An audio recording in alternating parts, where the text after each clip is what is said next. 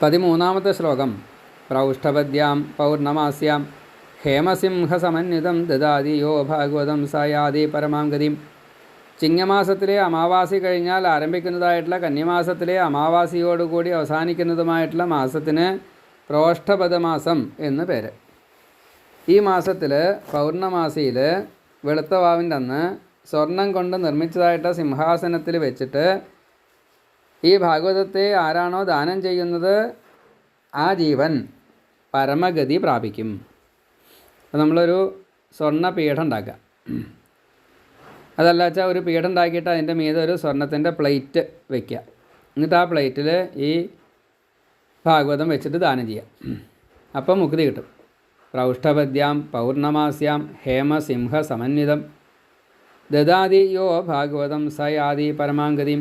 അത് ചിങ്ങമാസത്തിലെ അമാവാസി കഴിഞ്ഞിട്ട് കന്നിമാസത്തിലെ അമാവാസി അവസാനിക്കുന്നതിന് മുന്നേ ആയിട്ടുള്ള സമയത്ത് കൊടുത്താൽ കൂടുതൽ മെച്ചം. അതിലും വെളുത്ത വാവിൻ്റെ അന്ന് കൊടുക്കുക വെച്ചാൽ കൂടുതൽ മെച്ചം എന്ന് സാരം. രാജന്തേ താവതന്യാനി പുരാണാനി സദാം ഗണേ യാവൽ ഭാഗവതം നൈവ ശ്രൂയതേ അമൃതസാഗരം. ഇനി വേറൊന്നുണ്ട് കേട്ടോ. ഭാഗവതം വാങ്ങാൻ എല്ലാവരും തയ്യാറാവില്ല, അറിയണവർ തയ്യാറാവില്ല.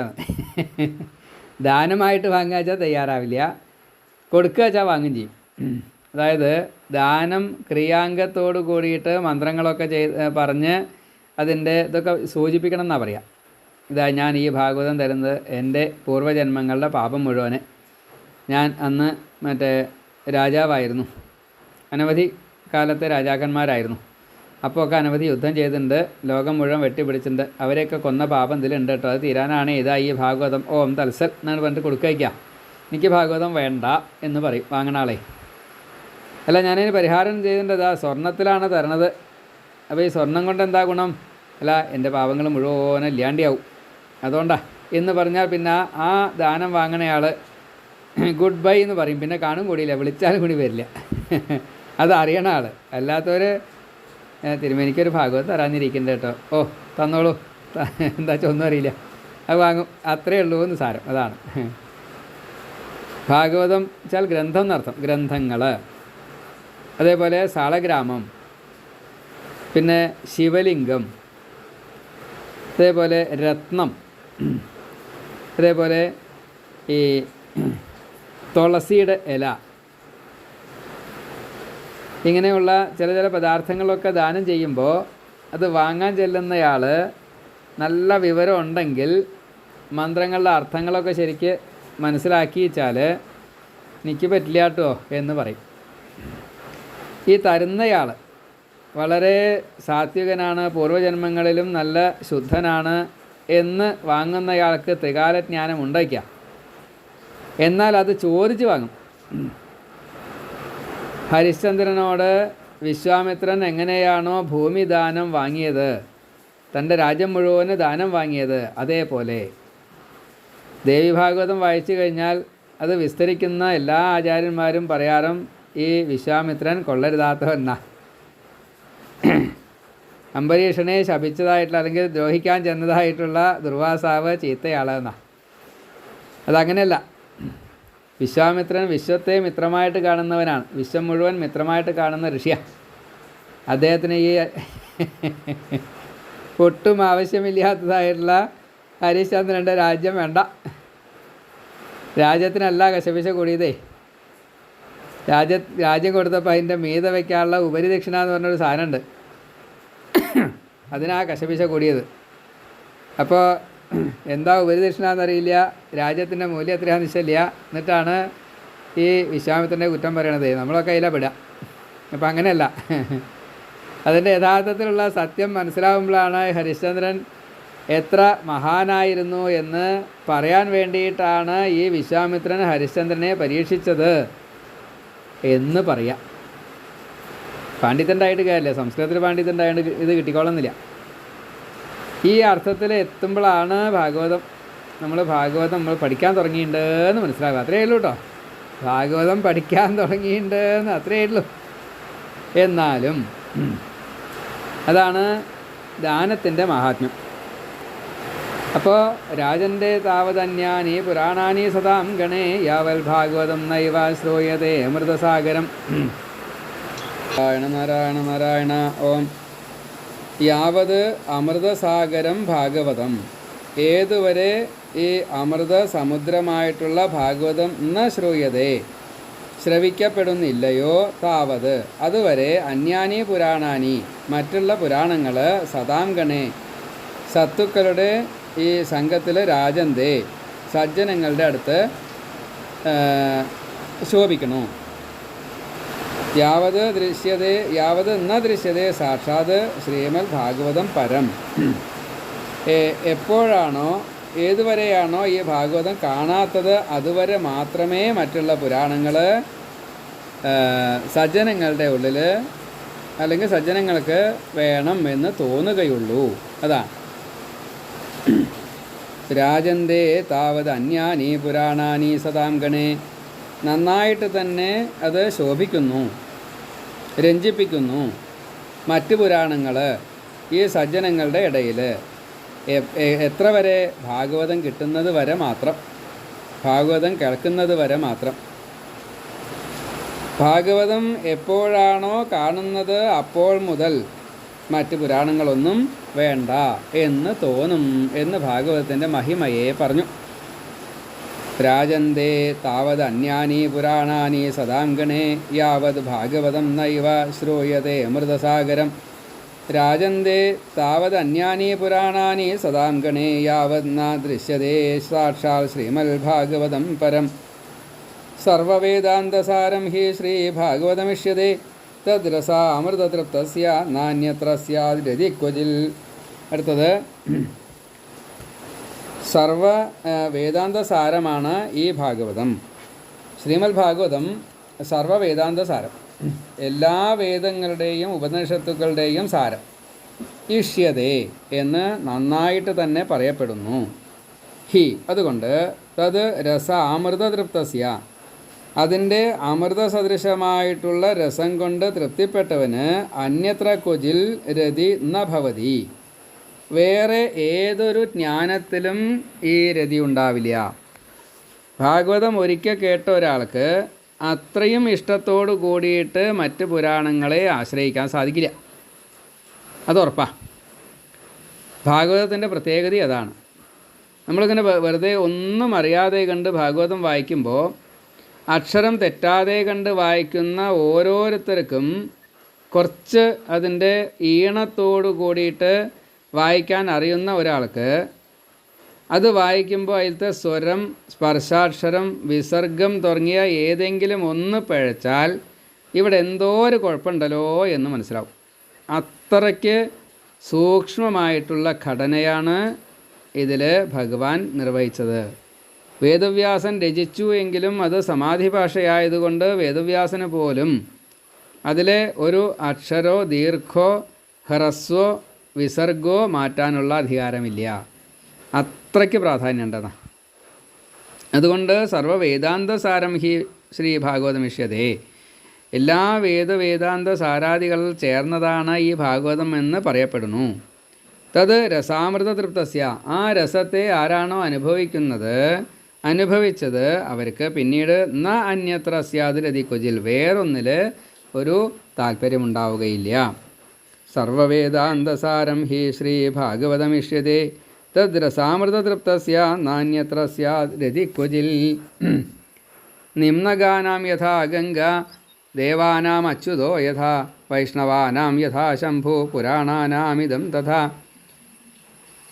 നദികളുടെ മധ്യത്തിൽ നിമ്നഗാനാം താഴേക്ക് ഒഴുകുന്നതായിട്ടുള്ള നദികളുടെ മധ്യത്തിൽ ഗംഗായഥ, ഗംഗയ്ക്ക് എത്രത്തോളമാണ് പ്രാധാന്യമുള്ളത് അതേപോലെ വൈഷ്ണവാനാം വിഷ്ണു ഭക്തന്മാർക്കോ ദേവാനാം ദേവന്മാരുടെ മധ്യത്തിൽ അച്യുതഹായഥ, ഈ ഭഗവാനായിട്ടുള്ള ഹരി എപ്രകാരത്തിലാണോ അതേപോലെ ശംഭുഹു യഥ, ശിവൻ ഏതുവിധമാണോ പുരാണാനാം പുരാണങ്ങളുടെ മധ്യത്തിൽ ഇതം തഥാ, ഇപ്രകാരമാണ് അത് പ്രഥമ സ്ഥാനത്തെ ഉൾക്കൊള്ളുന്നത്. അതാണ് ഇപ്പോൾ അവിടെ ചെറിയൊരു നമുക്ക് സംശയമാവും. എന്തുകൊണ്ട് അച്യുതം യഥാ ശംഭു യഥാ, ഭഗവാൻ മഹാദേവനും മഹാവിഷ്ണുവും തമ്മിൽ യാതൊരു വ്യത്യാസവും പറയാത്ത ഒരു ഗ്രന്ഥമാണ് ഭാഗവതം. മറ്റുള്ള എല്ലാ പുരാണങ്ങളിലും ദേവി ഭാഗവതമാണെന്ന് വെച്ചാൽ ദേവി മീതെ, ശിവപുരാണത്തിലാണെന്ന് വെച്ചാൽ ശിവൻ മീതെ, ഇങ്ങനെയാണ്. പക്ഷേ ഭഗവാൻ അങ്ങനെയില്ല. ശൈവം അത് തുല്യ പ്രാധാന്യത്തോടു കൂടിയിട്ടാണ് ദേവിയെ കണ്ടത്. യാതൊരു കുറവും അവിടെ വരുത്തിയിട്ടില്ല. മഹാദേവനെ പറയാതെ കണ്ട് ഒരു ദിവസം പോലും സപ്താഹം നമുക്ക് നടത്താൻ സാധിക്കില്ല. ഒരു കഥയെങ്കിലും ഭഗവാന്റെ ഉണ്ടാവും, മഹാദേവൻ്റെ ഉണ്ടാവും. അതാണ്. അപ്പോൾ അതുകൊണ്ട് തന്നെ നിമ്നഗാനാം യഥാ ഗംഗ ദേവാനാം അച്യുതോ യഥാ വൈഷ്ണവാനാം യഥാ ശംഭു. ഇനി നമ്മൾ വൈഷ്ണവാനാം യഥാ ശംഭു എന്ന് പറഞ്ഞാൽ പോലും വിരോധമില്ല എന്ന് സാരം. വൈഷ്ണവാനാം യഥാ അച്യുത വൈഷ്ണവാനാം യഥാ ശംഭു ഒരേപോലെയാണ്, ഒരു വ്യത്യാസമില്ല. ഇനി ശൈവന്മാർക്ക് ശംഭു എങ്ങനെയാണ്, വൈഷ്ണവന്മാർക്ക് വിഷ്ണു എങ്ങനെയാണ്, അതേപോലെ താഴേക്ക് ഒഴുകുന്നതായിട്ടുള്ള നദികളിൽ ഗംഗ എങ്ങനെയാണ്, അതുപോലെയാണ് പുരാണങ്ങളിൽ ഈ ഭാഗവതത്തിന് പ്രഥമ സ്ഥാനമുള്ളത് എന്ന രീതിയിൽ നമുക്കതിനെ വ്യാഖ്യാനിക്കാൻ സാധിക്കും.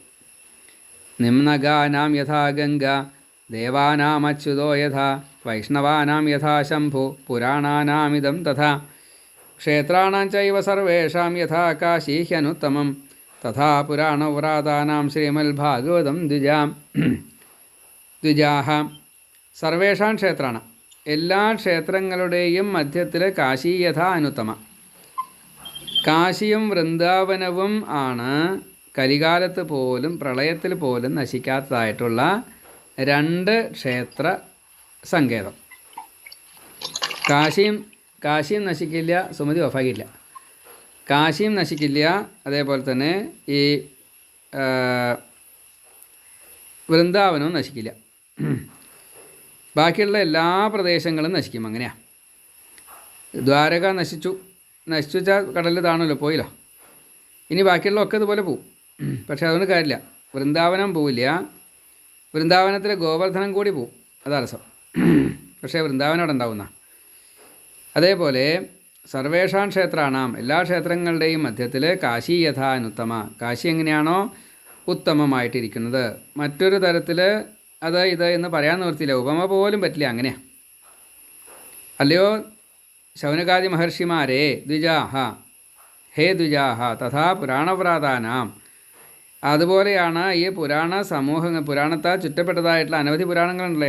54 പുരാണമുണ്ട്. 18 പുരാണം, 18 ഉപപുരാണം, 18 ഔപപുരാണം, ഇങ്ങനെ 54 പുരാണമുണ്ട്. അപ്പോൾ അതിൽ ശ്രീമദ് ഭാഗവതമാണ് ഏറ്റവും അത്യുത്തമം. അതിൻ്റെ താഴെയുള്ളൂ ബാക്കിയുള്ളതൊക്കെ. ക്ഷേത്രാണാം ചൈവ സർവേഷാം യഥാ കാശീ അനുത്തമ തഥാ പുരാണവ്രാതാനാം ശ്രീമദ്ഭാഗവതം ദ്വിജാഹ. ശ്രീമദ്ഭാഗവതം പുരാണം അമലം യദ്വൈഷ്ണവാനാം പ്രിയം യസ്മിൻ പാരമഹംസ്യമേകമമലം ജ്ഞാനം പരം ഗീയതേ തത്ര ജ്ഞാനവിരാഗഭക്തിസഹിതം നൈഷ്കർമ്യമാവിഷ്കൃതം തച്ഛൃണ്വൻ വിപഠൻ വിചാരണപരോ ഭക്ത്യാ വിമുച്യേന്നരാം. അമലം, ദോഷത്തെ നിവർത്തിക്കുന്നതായിട്ടുള്ള ശ്രീമദ്, ഐശ്വര്യത്തെ തരുന്നതായിട്ടുള്ള ഭാഗവതം, കലിമല ദോഷത്തെ മുഴുവൻ ഇല്ലാണ്ടേക്കും, ശ്രീയെ തരും. അങ്ങനെയുള്ള ഭാഗവതം ഭഗവാന്റേതായിട്ടുള്ള അവതാരങ്ങൾ, ഭക്താനുഗ്രഹങ്ങൾ, നിഗ്രഹാനുഗ്രഹങ്ങൾ പ്രതിപാദിക്കുന്നു. അങ്ങനെയുള്ള പുരാണം ഏതൊരു പുരാണമാണോ അത് വൈഷ്ണവാനാം പ്രിയം, വിഷ്ണു ഭക്തന്മാർക്ക് പ്രിയം. യസ്മിൻ പാരമഹംസ്യാം, അതിൽ പരമഹംസന്മാരാൽ പ്രാപിക്കപ്പെടുവാൻ യോഗ്യം. അതിൽ പരമഹംസന്മാരാൽ കൂട്ടിച്ചേർത്തിട്ടുള്ള സംഹിതകളാണ് ഭാഗവതം. അതുകൊണ്ട് തന്നെ അത് സ്വാനുഭവം കൊണ്ട് പറഞ്ഞതായതുകൊണ്ട് അതിന് തുല്യം മറ്റൊന്നില്ല, ഏകം. അതുകൊണ്ട് അതിന് ദ്വന്ദ്വം കടന്ന ഒരവസ്ഥയുണ്ട്. അമലം, അതുകൊണ്ട് തന്നെ അതിൽ മലം എന്നുള്ളതില്ല, ഒരു തരത്തിൽപ്പെട്ടതായിട്ടുള്ള ചീത്തകളുമില്ല. പരം ജ്ഞാനം ആണ്, മാക്സിമാണ്, ബ്രഹ്മസ്വരൂപമാണ് എന്നർത്ഥം. അതിനെയാണ് അവിടെ ഗീയതേ പറയപ്പെടുന്നത്, ഗാനം ചെയ്യപ്പെടുന്നത്. തത്ര, അതിൽ ജ്ഞാനവിരാഗഭക്തി സഹിതം, അതിൽ ഭക്തിയുണ്ട്, ജ്ഞാനമുണ്ട്, വൈരാഗ്യമുണ്ട്. ശ്രീശുഖ ബ്രഹ്മർഷിയാൽ ചേർത്തതാ. ഭഗവാന്റെ ചൈതന്യം മുഴുവനും ഭാഗവതത്തിൽ ചേർത്തതിൻ്റെ ശേഷം ശ്രീശുക ബ്രഹ്മർഷി ഭഗവാന്റെ ആജ്ഞയ്ക്കനുസരിച്ച്, ഭഗവാൻ പറഞ്ഞിട്ടൊന്നല്ല കേട്ടോ, ഇച്ഛ അനുസരിച്ചാണ്, ഇച്ഛാജ്ഞയാണ്, അത്രയേ ഉള്ളൂ. ജ്ഞാനവൈരാഗ്യ ഭക്തികളെ ഭഗവാനോട് കൂടിയിട്ട് ചേർത്തു ഭാഗവതത്തിൽ. അതുകൊണ്ട് തന്നെ ഭാഗവതം വായിക്കുന്ന ഒരാൾക്ക് നൈഷ്കർമ്മ്യം എന്നൊരു അവസ്ഥ വരും. അതാണ് ഭാഗവതം വായിക്കുന്ന എല്ലാവർക്കും ഈ നൈഷ്കർമ്മ്യ ഭാവം വരും എന്നുള്ളത് വളരെ പ്രധാന. നമ്മൾ കർമ്മം ചെയ്യണില്ലേ? കർമ്മം ചെയ്യുന്നുണ്ട്. ഫലം സ്വീകരിക്കണില്ലേ? സ്വീകരിക്കുന്നുണ്ട്. പക്ഷേ അത് നമ്മളെ ബാധിക്കില്ല എന്നാണ്. നമ്മൾ ചെയ്യുന്ന ഓരോ കർമ്മവും അതിൻ്റെ നെഗറ്റിവിറ്റി മുഴുവൻ ഇല്ലാണ്ടാവും, പോസിറ്റിവിറ്റി മുഴുവനെ തരുകയും ചെയ്യും. പുണ്യം നമുക്ക് കിട്ടും, പാപം നശിച്ചു പോവുകയും ചെയ്യും. ഇങ്ങനെ ആവിഷ്കൃതം, അങ്ങനെ പറയപ്പെട്ടതായിട്ടുള്ള തത്, അതിനെ ശൃണ്ണൻ, ശ്രവിക്കുമ്പോൾ, വിപഠൻ, നല്ലോണം പഠിക്കുമ്പോൾ, വിചാരണപരഹ, നന്നായിട്ട് തന്നെ മനനം ചെയ്തുകൊണ്ട് അതിൻ്റെ ഗൂഢാർത്ഥത്തെ മനസ്സിലാക്കുക, ലക്ഷ്യത്തെ മനസ്സിലാക്കുക. അങ്ങനെയുള്ള നരൻ ഭക്തിയാ വിമുച്യേത്, ഭക്തിയോട് കൂടിയിട്ട് ഈ മോഹമുക്തി നേടും. അതാണ് ശ്രീമദ് ഭാഗവതം പുരാണം അമലം യത് വൈഷ്ണവാനാം പ്രിയം യസ്മിൻ പാരമഹംസ്യം ഏകം അമലം ജ്ഞാനം പരം ഗീയതേ. ഇനി ഏകം അമലം ജ്ഞാനം, ഒരേ ഒരു വിഷയം മാത്രമേ അതിൽ പ്രതിപാദിക്കുന്നുള്ളൂ, അത് ബ്രഹ്മത്തെ പറ്റിയാണ്. പരം ഗീയതേ തത്ര ജ്ഞാന വിരാഗഭക്തി സഹിതം നൈഷ്കർമ്മ്യമാവിഷ്കൃതം തച്ഛൃണ്ണൻ വിപഠൻ വിചാരണപരോ ഭക്തിയാ വിമുച്യേന്നര. യഥാർത്ഥത്തിൽ ഭാഗവതം നമ്മൾ പഠിച്ചു കഴിഞ്ഞാലത്തെ ഫലം എന്താ, ഫലശ്രുതി എന്താ എന്നുള്ള ഈ 18ാമത്തെ ശ്ലോകത്തിലാണ് പറഞ്ഞിരിക്കുന്നത്. എന്താ യഥാർത്ഥത്തിലുള്ള ഫലം? നമ്മൾ ചെയ്യുന്ന കർമ്മങ്ങൾ മുഴുവൻ അതിൻ്റെ നെഗറ്റിവിറ്റി മുഴുവൻ ഇല്ലാണ്ടാക്കി നൈഷ്കർമ്മ്യ ഭാവത്തിലേക്ക് എത്തിച്ചേരും. ഇപ്പോൾ ഭാഗവതം എന്തുകൊണ്ട് എല്ലാ ദിവസവും വായിക്കണമെന്ന് പറയണു, ഉപാസിക്കണമെന്ന് പറയണു? ഒരു ശ്ലോകമോ 10 ശ്ലോകമോ ഒരധ്യായമോ എങ്ങനെയായാലും വേണ്ടില്ല, അത് വായിക്കണമെന്ന് പറയണം. എന്തുകൊണ്ടാ? ഈ നൈഷ്കർമ്മ്യ ഭാവത്തിൽ നമ്മളെ ഈ ഭാഗവതം എത്തിക്കും എന്നുള്ളതാണ്. വർഷത്തിൽ ഒരു തവണയെങ്കിലും കേൾക്കൂ എന്നുള്ളത് ദേവന്മാർക്ക് ഒരു ദിവസമാണ്, നമ്മുടെ ഒരു വർഷം. അപ്പോൾ ഒരു തവണ അത് കേൾപ്പിച്ച് കഴിഞ്ഞാൽ ആ ദേവന്മാർക്ക് രാവിലത്തെ പൂജ കഴിഞ്ഞിട്ട് നമ്മളൊരു സാമഗാനം പാടിയ പോലെ. അതുകൊണ്ടാണ് ഒരു വർഷത്തിലൊരിക്കലെങ്കിലും ഒരു വായന വേണം എന്ന് പറയാനുള്ള കാരണതാ. അപ്പോൾ പിശുക്കിയിട്ട് എന്തൊക്കെയാ അമ്പലക്കാരൊക്കെ ചെയ്യാതെ ചോദിച്ചാൽ നിശ്ചല. എന്തിനാ പിശുക്കണ ചോദിച്ചാൽ അവർക്കും നിശ്ചല, കൊടുക്കുന്ന ഭക്തന്മാർക്കും ഇല്ല. എന്തിനാ കൊടുക്കണ നിശ്ചല, എന്തിനാ പിശുക്കണ നിശ്ചല, രണ്ടും അറിയില്ല കേട്ടോ. അതിൻ്റെ പേരിൽ തമ്മിൽ തല്ലുവിട്ടം. ആലോചിച്ചേക്കണേ, ഇത്രയും നല്ലൊരു സാധനം ഉണ്ടായിട്ട് അതിനെ പറഞ്ഞു കൊടുത്താൽ കേൾക്കുന്നുണ്ടോ? അതുമില്ല. നന്നായിട്ട് പറഞ്ഞു കൊടുത്തു വെച്ചാൽ അത് ആ രീതിയിൽ കേൾക്കില്ല, എന്നിട്ട് വേറെ ഒരുത്തം കേൾക്കും. നൈഷ്കർമ്മ്യ ഭാവം എത്തും ഭാഗവതം എന്നുള്ളതിൻ്റെ ഈ മഹിമ എല്ലാ കൊല്ലവും അത് ഒരു തവണയെങ്കിലും കേൾക്കണം എന്നുള്ളത് അതിൻ്റെ ഫലം. നൈഷ്കർമ്മ്യമാണ് എന്നുള്ളത് മനസ്സിലാക്കായ്മ. അപ്പോൾ യഥാർത്ഥത്തിലുള്ള ഭക്തി ഭാവത്തിലേക്ക് നമുക്ക് എത്താൻ സാധിക്കാത്തത് കൊണ്ടാണ് ഭാഗവതം എടുക്കാൻ സാധിക്കാത്തത്. ഭാഗവതം എടുക്കുമ്പോൾ ഈ ഒരു ഭാവത്തിൽ അത് അറിഞ്ഞ് അതിനെ മനനം ചെയ്തു എങ്കിൽ, കൊല്ലത്തിൽ ഒരു തവണ ഇത് കേട്ടു വെച്ചാൽ പിന്നീട് ഒരു ജന്മം വേണ്ടി വരില്ല. കാരണം എല്ലാ ദിവസവും ദേവന്മാരിത് കേൾക്കുക. ദേവന്മാരുടെ എല്ലാ ദിവസവും ഇത് കേൾക്കുമ്പോൾ ദേവന്മാർക്ക് ആ ഒരു പ്രാർത്ഥന, ഭഗവാന്റെ കഥ കേൾക്കുമ്പോൾ ഉണ്ടാവുള്ള ഒരു സുഖം അത് നമുക്കും പ്രദാനം ചെയ്യുന്ന. അപ്പോൾ ഇഹസുഖവും കിട്ടും, മുക്തിയും കിട്ടും. ഇതാണ് യഥാർത്ഥത്തിലുള്ള ഭാഗവതത്തിൻ്റെ മഹിമ. അതാണ് ശ്രീമദ് ഭാഗവതം പുരാണം അമലം യത് വൈഷ്ണവാനാം പ്രിയം യസ്മിൻ പാരമഹംസ്യം ഏകം അമലം ജ്ഞാനം പരം ഗീയതേ തത്ര ജ്ഞാന വിരാഗ ഭക്തി സഹിതം തത് ശൃണ്വൻ വിപഠൻ വിചാരണപരോ ഭക്തിയാ വിമുച്യേത് നര. കാരണം എന്താ?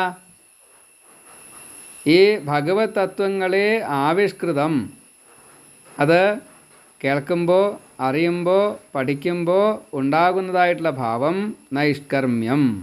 ഓരോ ജീവനും തൻ്റെ കർമ്മങ്ങളെ ഒഴിവാക്കാൻ സാധിക്കുന്നു.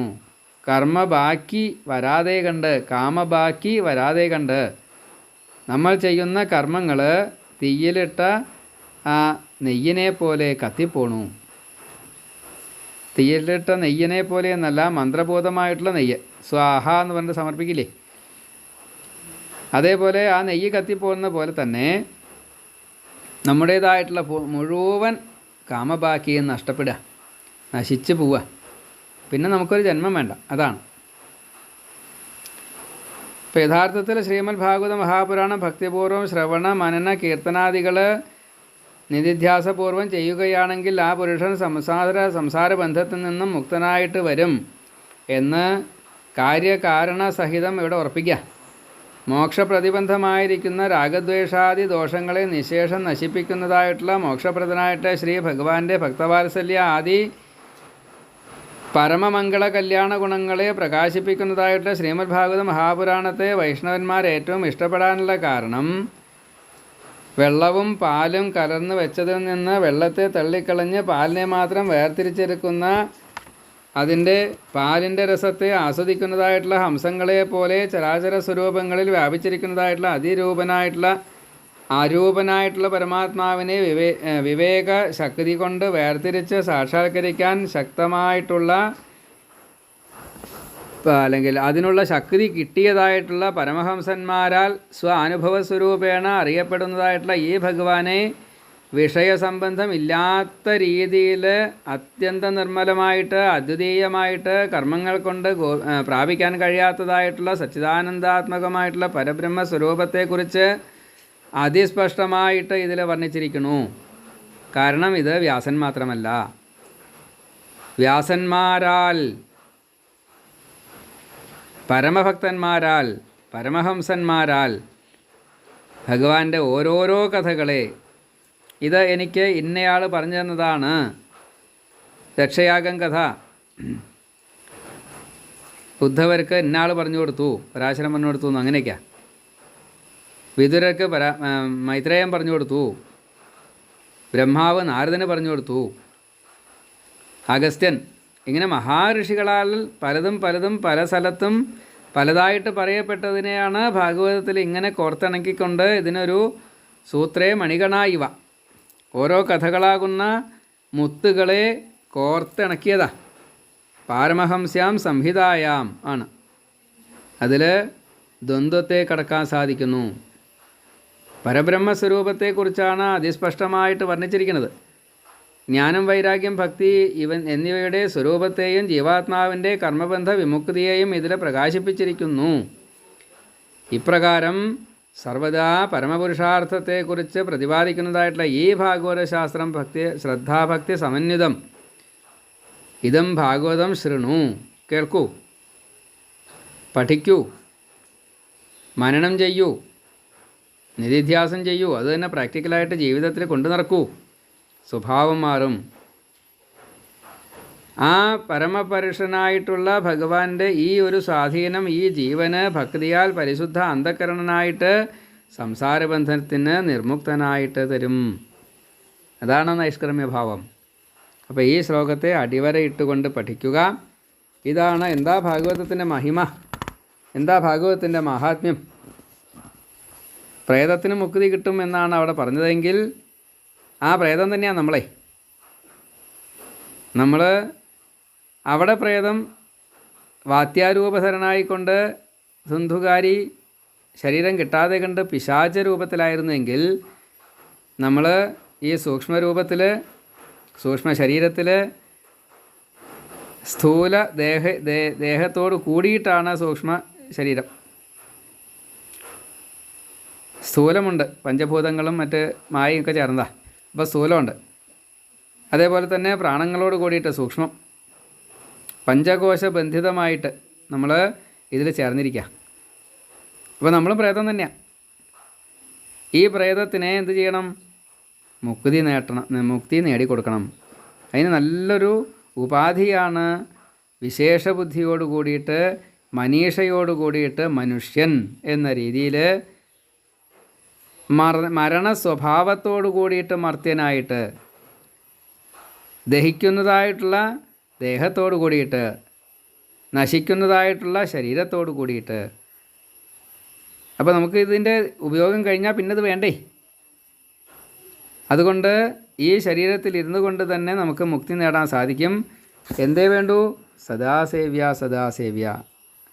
എന്താ സേവിക്കേണ്ടത്? നമുക്ക് അത്രയ്ക്കൊക്കെ അറിവുള്ളൂ.